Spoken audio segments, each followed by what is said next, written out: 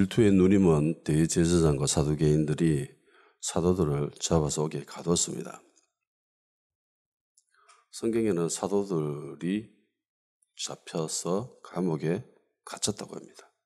몇 명이 잡혔는지 기록하고 있지 않습니다. 아마 전부가 갇힐 가망성도 충분히 있습니다. 정확하게 말하고 있지 않아서 단정 지을 수는 없지만 아마도 사도들 전부가 감옥에 가둬지지 않았을까 생각을 합니다.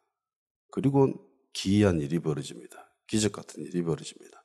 하나님이 개입하시죠. 주의 천사를 보내셔서 일을 처리하시기 시작합니다. 19, 20절 주의 사자가 밤에 옥문을 열고 끌어내어 이르되 가서 성전에 서서 이 성경 말씀을 다 백성에게 말하라 하매 사도들이 감옥에 갇혔고요. 그리고 바로 뒤이어서 주의 사자, 천사들이겠죠. 보내셔서 감옥을 탈출시켰습니다. 근데 좀 뭔가 이상하지 않습니까? 보통 하나님이 일을 처리하실 때 어떻게 하실까요? 굉장히 위험하고 어려운 상황에 직면했습니다. 그럴 때 보통 이렇게 일이 진행이 되어요.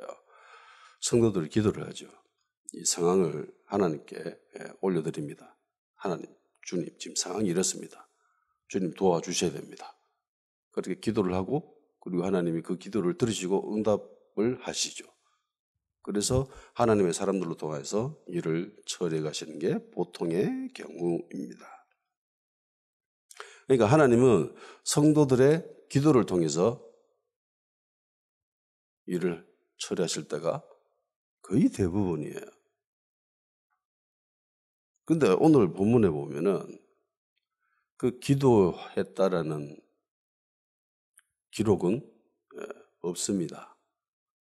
단지 하나님이 직접 상황을 보시고 판단하시고 생각해서 주의 사자를 내보내죠. 그래서 일 처리해버리십니다. 굉장히 특이한 케이스입니다. 성경은 왜 기도했다, 초대교회가 기도했다라는 기록을 누락시켰을까요? 제외시켰을까요? 왜 기록하지 않았을까요?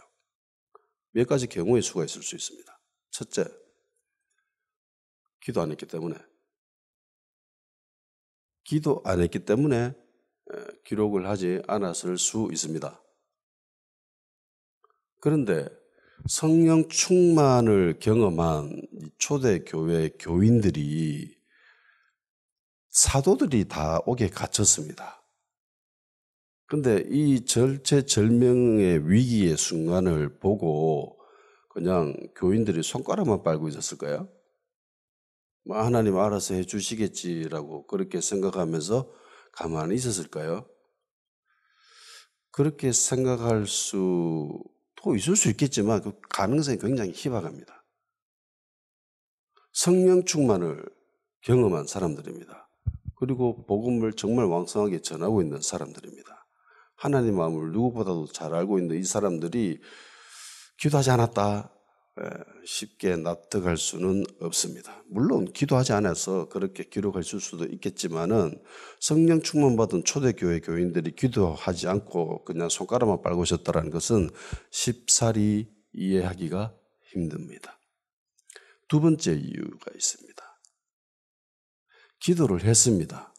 그런데 어떤 이유로 통해서 의도적으로 제외시킨 경우입니다.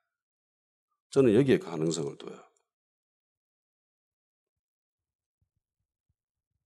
초대교회 교인들은 제 생각에는 기도했다라고 생각을 합니다. 그리고 나중에 사도행전 12장에 보면은 베드로가 옥에 갇히는 순간이 있습니다. 야고보가 순교당하고 그걸 보고 유대인들이 좋아하니까 헤롯이 좋아하네 이러면서 베드로도 잡자 이래서 베드로도 잡아서 어떻게 해버리려고 그럴 때가 있었습니다. 그때에 교인들은 초대교회는 간절히 기도합니다. 12장 1절 5절 그때 헤롯 왕이 손을 들어 교회 중에서 몇 사람을 헤아려 하여 요한의 형제 야고보를 칼로 죽이니 유대인들이 이 일을 기뻐하는 것을 보고 베드로도 잡으라 할세 때는 무교절 기간이라 잡으면 옥에 가두어 군인 내식인 내패에게 맡겨 지키고 6월절 후에 백성 앞에 끌어내고자 하더라. 이에 베드로는 옥에 갇혔고 교회는 그를 위하여 간절히 하나님께 기도하더라.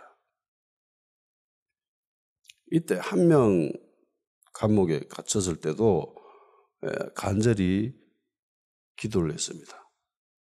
근데 여기엔 지금 사도들이 전부 잡혔잖아요.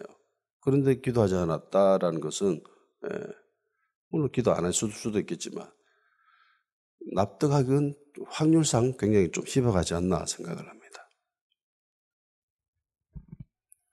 그렇다면 기도를 했음에도 불구하고 왜 그 기록을 누락시켰을까?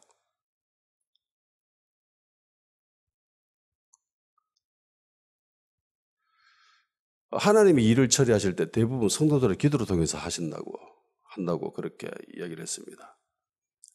그러니까 성도들의 기도, 거기에 대한 하나님의 응답, 이런 공식이 성립이 되죠. 그러니까 성도들의 기도가 일정 부분 많은 퍼센티지를 차지하고 있습니다. 그런데 이 사건의 성격을 보건대 이번만은 아주 특이한 경우이고 성도들의 간구와 기도보다는 하나님의 절대적 주권과 거기에 따른 하나님의 일방적인 결정이 더 훨씬 매우 강함을 보여주는 것이 아닐까 생각을 합니다. 자, 교회가 출생한 지 얼마 안 됐습니다. 막 이제 교회가 태어나가지고 막 움직일 시간이에요. 사도들의 영향력이 누구보다도 절대적입니다. 갓난아이에게 엄마의 영향력은 엄마의 존재는 그냥 절대적이죠. 엄마가 없으면 아이는 죽어요. 지금 초대교회와 성도들 역시 유사합니다. 비슷해요.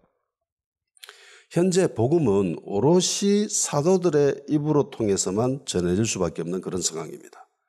그리고 성도들을 가르칠 수 있는 사람들 역시 사도들밖에 없습니다. 왜냐하면 이때까지는 아직 성경이라고 불리는 텍스트가 존재하지 않습니다. 한참 지나가 몇십 년 지나고 그때서야 성경이 기록되거든요. 사도들이 점점 죽어가니까 이러다가는 다 죽어버리고 없어지겠네? 그런 불안감에 주님이 생전에 계셨을 때에 그 기록을 해야 되겠다. 그래서 사도들이 사라지고 난 뒤에도 사람들에게 그 기록을 보여줘야 되겠다라는 그 필요성에 의해서 성경이 기록된 겁니다. 그러니까 이 당시에는 사도들이 다 멀쩡히 살아있었기 때문에 성경을 기록할 이유가 전혀 없죠. 사람들이 그것을 필요하고 있다라는 생각조차 하지 않을 때입니다. 왜? 사도들이 다 있으니까. 그런데 지금 사도들이 다 감옥에 갇혔잖아요. 이 사람들이 다 죽게 되면은 초대교회는 그야말로 지금 사라질 수 있는 그런 위기의 순간입니다.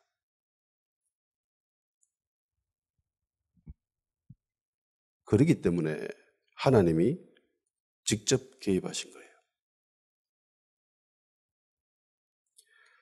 이런 가설을 더욱 확정해 주는 것이 바로 감옥에서 탈출하고 난 후에 어떻게 행동해야 되는가에 대한 하나님의 지시입니다. 성전에 가가지고 생명의 말씀을 전하라고 하죠. 자, 교회 사도들이 다 감옥에 갇혔습니다. 성도들이에요. 그 모습을 봤습니다. 그러면 성도들은 어떻게 기도할까요?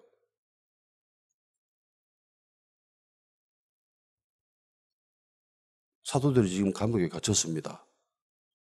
감옥에서 풀려나게 해주십시오. 이렇게 기도하겠죠?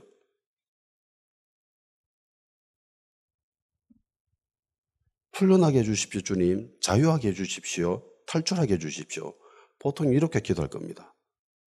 사람이라면은 이런 식으로 밖에는 기도할 수가 없어요. 그런데 하나님의 생각과 방법은 매우 독창적이고 기이합니다. 인간은 하나님의 방법을 생각할 수도 없고 그렇게 기도할 수도 없습니다. 사람의 수보다 하나님의 수가 훨씬 더 많지요. 바닷가에 모래알보다 많다고 합니다. 하나님이 이를 어떻게 처리했는지 아세요? 감옥에 갇혀있는 사도들 전부 풀어줬죠. 근데 이 풀려나는 과정이 굉장히 희한합니다. 19절에는 이렇게 돼 있어요. 주의 사자가 밤에 옥문을 열고 끌어내어 이르되, 밤에 주님의 사자가 와가지고 옥문을 열었습니다. 끄집어냈어요. 그리고 성전에 가가지고 생명의 말씀을 전하라라고 했습니다. 근데 밤이니까 성전에 아무도 없었겠지요. 새벽에 사람들이 오니까 사도들은 되돌아갔다가 다시 성전에 들어가지고 사람들에게 말씀을 가르쳤습니다. 주의 사자가 옥문을 열어서 그들을 이끌어냈는데, 그런데 희한한 거는 다음날 제사장들과 사두개인들이 다 모여가지고 저 잡아놓은 저 사도들을 끄집어내려고 신문하려고 재판하려고 보니까, 야, 가서 끄집어내라고 가가 보니까 옥문이 잠겨 있습니까? 열려 있습니까? 잠겨 있어요. 그리고 옥을 지키고 있는 간수들도 그대로 있습니다. 이 사람들, 옥문을 지키고 있었던 병사들도 탈출한 건 몰라요. 감옥 문이 열려 있는 것도 몰라요. 열렸는지 닫혔는지 그것도 몰라요. 그냥 그대로 있다고 생각하고 있는 거예요. 그런데 탈출했습니다. 옥문이 열렸고 사도들은 다 탈출했고, 근데 옥문은 또 닫혀 있고. 물리법칙이 통용이 되지 않죠. 물리법칙이 부서져 버렸습니다. 그 영화에 보면은 막 SF 영화 같은 거 보면은 사람이 막 벽을 통과하고 막 그런 거 있잖아요. 그런 것처럼 이런 SF적인 그런 일들이 벌어진 거예요. 옥문은 잠겨 있는데 사람은 그대로 나오는 거. 그럼 그 옥문을 지키고 있는 군사들도 멀쩡했는데 나오는 거 그 누구도 보지 못했습니다. 10몇 명이나 되는데 아무도 못 봤어요. 하나님은 이런 기이하고 기적적인 초자연적인 방법을 사용하셔서 사도들을 탈출시켰습니다. 자, 감옥에서 탈출했으면 도망쳐야죠. 피해야 됩니다. 근데 주님은 주의 사자를 통해서 이렇게 이야기하십니다. 성전에 가서 말씀 전해라. 성전에 서서 생명의 말씀을 전한다는 것은 사람들 눈에 가장 잘 띄는 행위죠. 성전이 어떤 곳입니까? 대제사장들과 사두개인들의 홈그라운드입니다. 이들의 영향력이 절대적으로 끼쳐지는 것이 바로 성전입니다. 그리고 사도들이 왜 잡혀서 감옥에 들어갔죠? 말씀을 전했기 때문입니다. 말씀을 전하다가 사람들한테 인기 얻으니까 그게 꼴사나워 보이고 거기에 질투가 나가지고 이들을 잡았는데 그 일 다시 하래요. 그 일 다시 하면 또 잡히겠죠?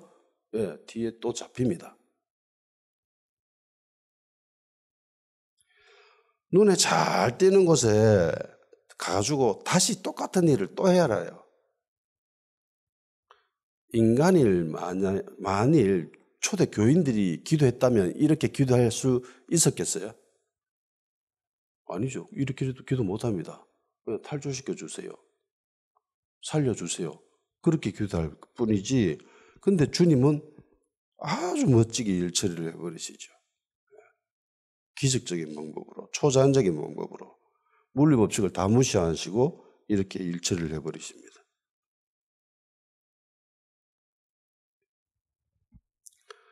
자, 여기서 하나님은 하나님의 자녀를 행복하기를 원하십니다. 원론적으로 맞는 이야기예요. 일반적으로. 그런데 하나님의 모든 포커스가 자녀의 행복에 있다? 라고는 할 수 없습니다. 하나님이 역사를 이끌어가는 그 중심, 핵심 가치가 자녀들의 행복에 있다. 라고는 이야기하지 못하죠.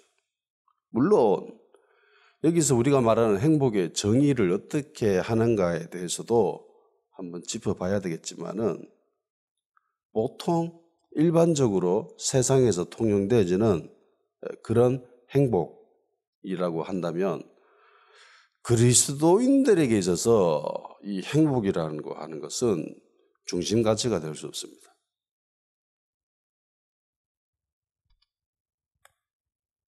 만일 이것이 그리스도인들의 중심 가치고 핵심 가치였으면은 감옥에서 풀려난 사도들은 도망쳐야 했습니다.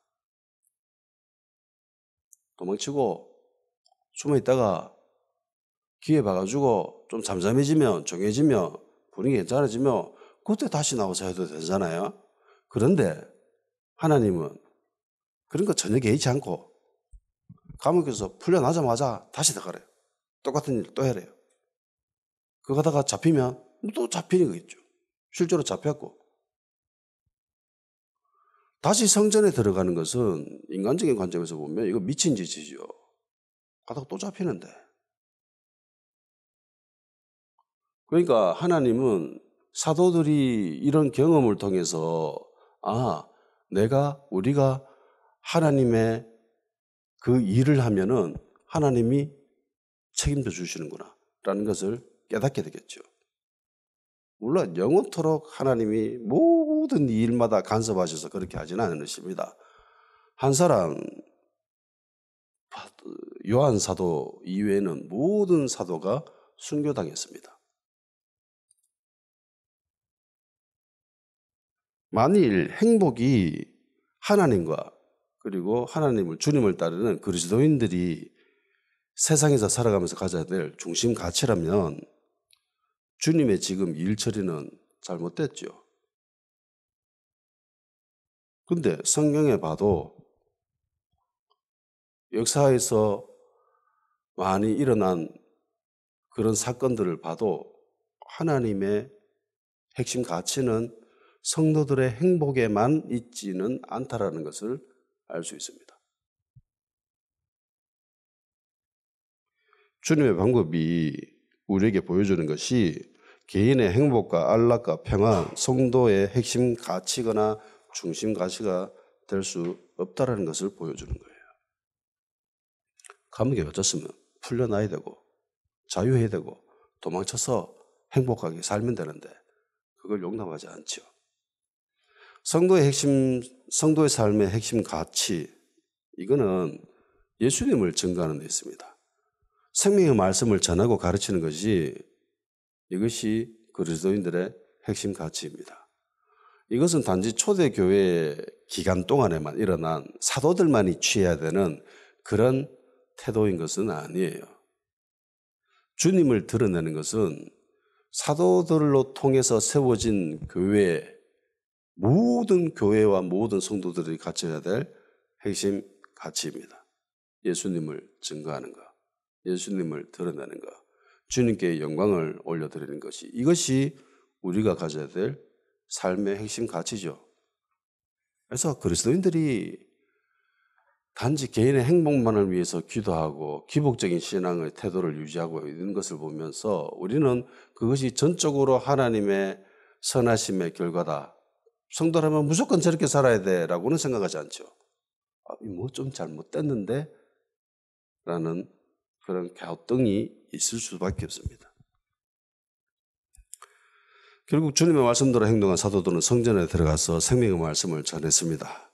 뒤늦게 사태 파악이 된 제사장들과 사두개인들은 다시 이들을 잡죠. 그러면 그리스도인들은 이 땅에 살아가면서 무엇을 추구해야 되는가? 감옥에 갇혔다면 감옥에서 풀려나서 자유하게 되는 것을 우리는 기대합니다. 그렇게 기도합니다. 그리고 보통은 그렇게 행동합니다. 나를 묶고 있는 것이 있으면 풀려나기를 기대하고 있고, 내에게 멍에가 있다면 이 멍에가 끊어지기를 기도합니다. 단지 이 멍에가 벗어나기를 기대해요. 그런데 이것을 이렇게 취하는 태도는 굉장히 1차원적인 태도이고 유아기적인 모습입니다. 그러니까 이것은 유아기적인 기간에 머물러 있는 그리스도인들에게는 지극히 옳은 태도예요. 애가 자기만을 위해서 살고 있는 것은 그건 당연하잖아요. 지극히 정상입니다. 그런데 세월이 지나서 자라나야 되고 성장해야 되고 좀 이제 삶의 깊이가 있고 심도 있는 신앙의 가치를 가져야 되는데도 불구하고 여전히 1차원적인 그런 수준에 머물러 있다고 한다면은 이건 문제가 있는 거예요. 성장한 그리스도인들은 주님의 방법을 가져야 되죠. 감옥에 갇혔느냐, 풀렸느냐, 이게 주요 기준이 될 수가 없다라는 겁니다. 어느 곳에 있든지 예수님을 드러내고 생명의 말씀을 전하고 가르칠 수 있는 것이 그게 가장 중요하다는 거예요. 많은 성도들이 주님으로부터 복을 받고 행복하고 평안하길 기도합니다. 물론 주님 역시 자녀들이 이렇게 되는 걸 원합니다. 적극적으로 반대하시지도 않습니다. 그럼에도 불구하고 모든 그리스도인들이 이런 삶의 자세로 살아가고 있다라고 한다면 그건 교회가 문제가 있다는 거죠. 어린아이일 때 이렇게 산다면 누구도 손가락질하지 않아요. 어린아이한테 그런 깊이 있는 삶의 가치나 태도를 요구하는 것 자체가 이상한 겁니다. 갓난아이인데 갓난아이는 갓난아이답게 행동하는 거예요. 그 모습을 보고 이상하다고 생각하지 않습니다. 잘못됐다고 생각하지 않아요. 갓난아이니까. 그런데 어른의 모습을 하고 있는데도 불구하고 갓난아이처럼 생각하고 말하고 행동하고 있다면 그건 문제가 있죠. 병에 걸린 겁니다. 교회도 마찬가지예요. 어린아이일 때 성도가 자기 개인의 복을 위해서 행복을 위해서 그렇게 기도하고 행동하고 그렇게 살아가는 걸 누구도 손가락질하지 않습니다. 왜? 갓난아이니까. 그런데 자라났어요. 세월이 한참 지났어요. 그런데도 여전히 갓난아이처럼 행동하고 있으면 그건 병에 걸린 거죠. 히브리서 5장 12절 때가 오래되었으므로 너희가 마땅히 선생이 되었을 터인데 너희가 다시 하나님의 말씀에 초보에 대하여 누구에게 가르침을 받아야 할 처지니 단단한 음식을 못 먹고 젖이나 먹어야 할 자가 되었도다. 세월이 지나면 마땅히 선생이 되어야 되고 자라나야 되고 장성해야 되는데 아직 어린아이 상태라는 거야. 갓난아이 상태라는 거야. 단단한 음식을 못 먹고 계속 젖이나 빨고 있다는 겁니다. 그럼 문제가 있는 거죠. 그건 병인 거예요. 어린아이한테 너 개인의 행복을 삶의 최우선순위로 삼고 앞으로 그렇게 계속 살아가면 돼 라고 한다면은 이 아이는 아마 커서 굉장히 비극적인 삶을 살아가게 될 겁니다. 야, 네 마음대로 해. 네 하고 싶은 거 다 해 라고 한다면은 내가 하고 싶은 거, 제가 하고 싶은 거, 얘가 하고 싶은 거, 얘가 하고 싶은 거 이게 다 부딪히잖아요. 자원은 한정적이고. 그런데 모든 것들을 다 누릴 수는 없어요. 그러니까 희생은 절대적입니다. 살아가는데. 그런데 희생은 안 하고 내가 원하는 대로만 다 살려고 한다면은 비극적일 수밖에 없습니다. 인터넷에서 글 쓴 어떤 내용인데 자기가 이런 유아를 보살피는 현장에서 수십 년 동안 근무를 하고 있었대요. 옛날에는 안 그랬는데 요즘에 대부분의 부모들의 모습이 이렇답니다. 우리 아이들한테 안 좋은 소리 하지 마세요. 우리 아이가 원하는 대로 다 그렇게 해주세요라고 거의 모든 부모들이 그렇게 얘기한답니다.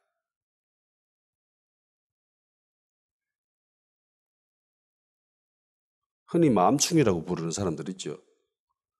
주변에 의식은 전혀 하지 않고 남을 배려하는 모습도 전혀 없이 애가 가게에다가 음식점에 가가지고 온갖 행패를 다 부리고 남의 테이블에 가가지고 막 음식 돌라고 막 떼쓰고 안 준다고 하니까 부모가 찾아와가 우리 애가 그 요건 왜 안 주냐 그러면서 막 화를 내고 이게 말이 안 되는 짓이잖아요. 그런데 이거를 하는 사람들이 많다라는 거예요.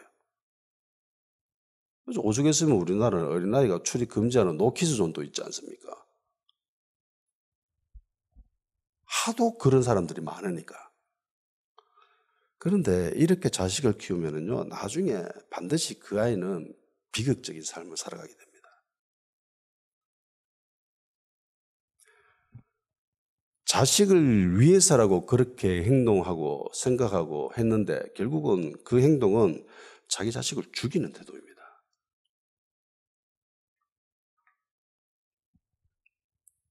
사람은 자기가 원하는 대로만 살 수는 없지요. 사람마다 생각이 다르고 일 처리하는 방식도 다릅니다. 분명히 부딪힐 수밖에 없고 트러블이 생길 수밖에 없습니다. 그런 과정 속에서 타협점을 찾아야 되는 거죠. 그런데 자기가 원하는 것만 하고 다른 사람들은 하는 저런 방법이 자기 마음에 들지 않는다고 무시해버리고 외면해버리고 자기 것만 주장하게 되면 힘듭니다. 살아갈 수가 없습니다. 그래서 요즘 히키코모리의 운동용 외톨이가 많아지는 거죠. 이번에 그 끔찍한 일을 저지른 그 애도 전형적인 히키코모리죠. 학교에서 친구들하고 이야기도 하지 않았대. 커튼 뒤에 숨어가지고 음식 먹고 그랬다는 거예요. 관계하면 힘들어지니까. 어린아이일 때 자기 자신만을 위해서 살아가면은 그건 누가 뭘 하지 않습니다. 그거 당연한 거예요. 자연스러운 거예요. 그런데 커서도 계속 그렇게 살아가고 있다면은 그건 문제인 거죠. 그래서 조치를 취해줘야 돼요.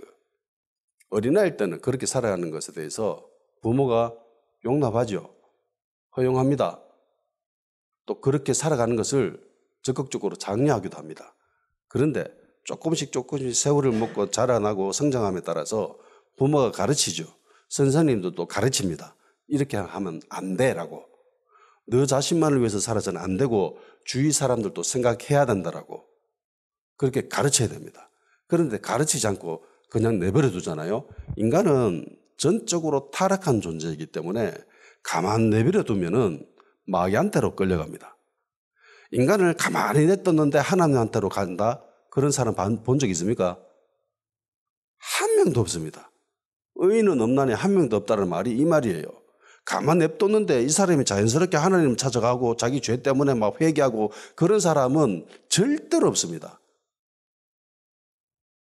인간은 가만 냅두면 타락하게 될 수밖에 없어요. 죄에 빠질 수밖에 없습니다. 그래서 교육이 필요한 거예요. 가르침이 필요하고 훈계가 필요한 겁니다. 잠언에 하는 주된 내용이 그거잖아요. 훈계. 가르쳐야 된다.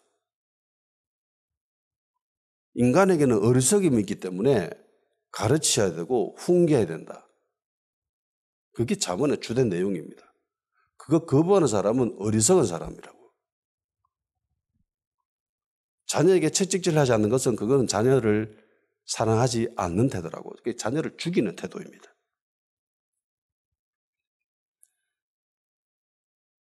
아이가 다 컸는데도 불구하고 계속 그래 우리 새끼 잘한다. 네가 하고 싶은 대로 다 해. 주위 사람들이 뭐라든 말든 네 하고 싶은 대로 다 해. 네가 최고야.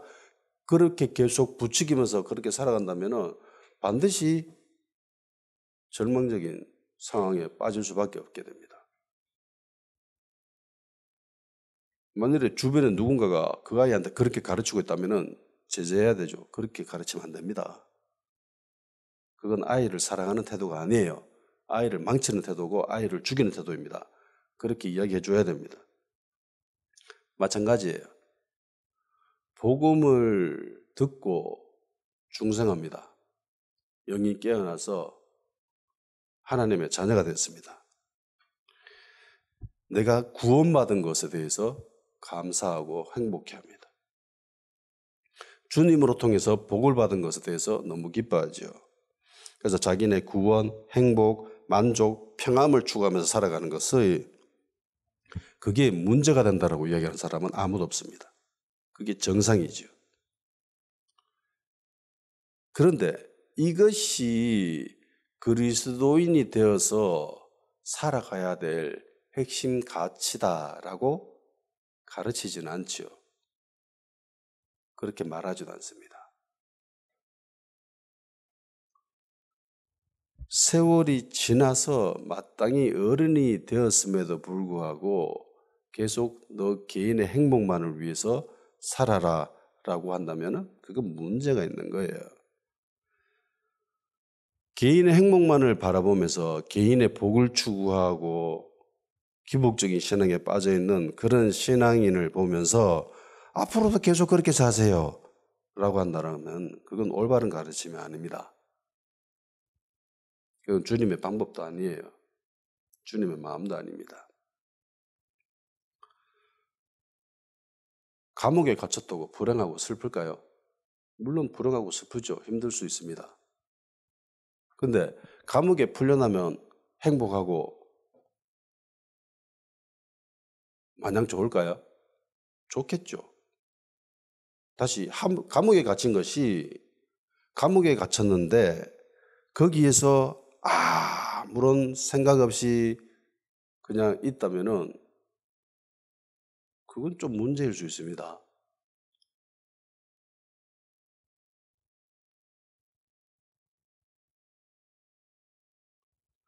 중요한 것은요, 감옥에 갇혔느냐, 감옥에서 풀려나느냐가 아닙니다.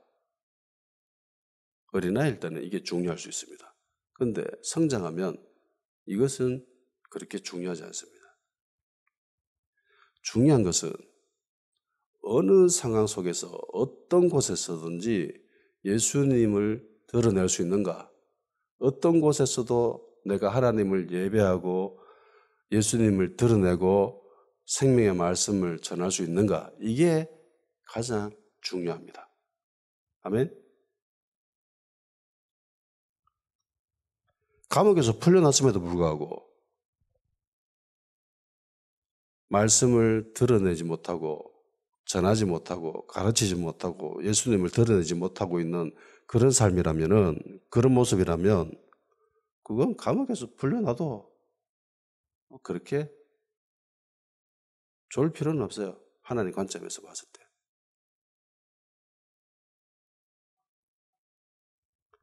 감옥에 있으나 감옥에서 풀려나나 상황이 중요한 게 아니라 내 태도가 중요합니다. 어느 곳에서든 하나님을 예배하고 주님을 드러내고 말씀을 전하고 말씀을 가르칠 수 있는 그런 상태, 그런 태도, 그게 중요한 거죠. 기적적으로 감옥에서 풀려났음에도 불구하고 사도들은 다시 성전에 들어가서 말씀을 전합니다. 그 이유 때문에 감옥에 갇혔는데 다시 그 일을 하랍니다. 다시 반복하래요. 사도들은 아무런 군말 없이 주님 말씀대로 행동했습니다. 그러니까 하나님 관점에서 봤을 때 무엇이 제일 중요해요? 감옥에 갇히는 거예요? 감옥에서 풀려나는 거예요? 아니죠. 말씀을 전하는가? 예수님을 드러내는가? 예수님을 못 드러내는가? 그게 가장 중요하다는 겁니다.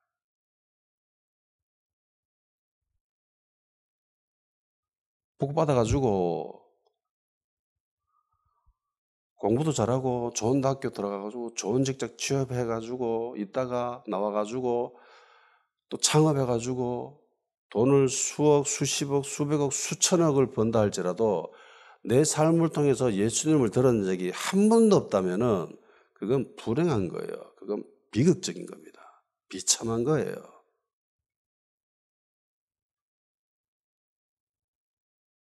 아골골짝 빈들에도 복음 들고 가야 되는 것이 그리스도인들입니다. 아골골짝은 해골이 있는 곳입니다. 죽음이 있는 곳이에요. 그곳에서도 복음 들고 가야 되는 것이, 그곳에서 예수님을 드러내야 하는 것이 그리스도인입니다. 그래서 그리스도인들이 계속 끊임없이 좋은 환경만 추구한다면은 그건 문제입니다.